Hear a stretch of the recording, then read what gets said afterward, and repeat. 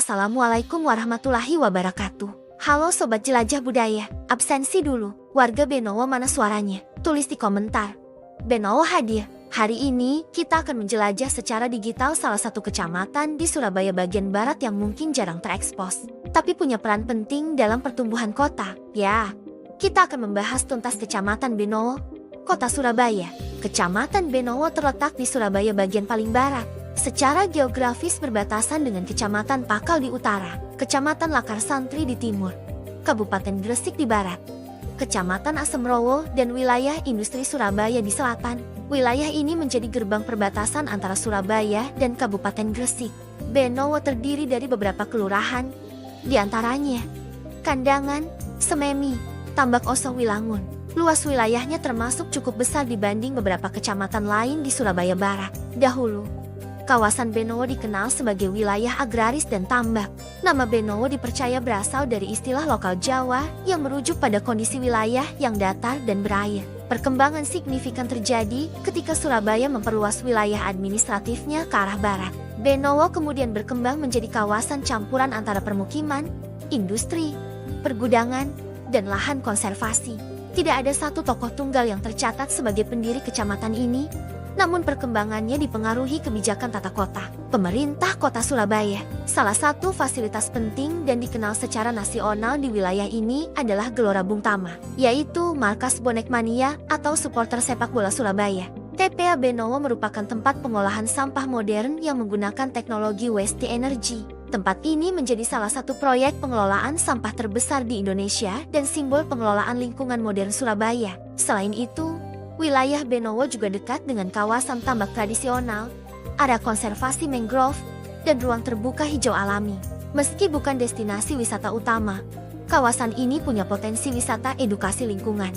Benowo tidak memiliki mal besar seperti Surabaya Barat bagian tengah, namun warga dapat mengakses pusat perbelanjaan di wilayah sekitar. Yang terdekat yakni Pakuan Mall, Landmark Mall. Namun kebanyakan di daerah ini adalah titik kumpul para distributor untuk melakukan transaksi di gudang-gudang yang langsung dari pabriknya. Bukan hanya itu, di sini juga tempat awal perusahaan untuk penyewaan kontainer untuk ekspor. Di dalam wilayah Benowo sendiri lebih banyak terdapat pasar tradisional, ruko, dan pusat perdagangan skala menengah.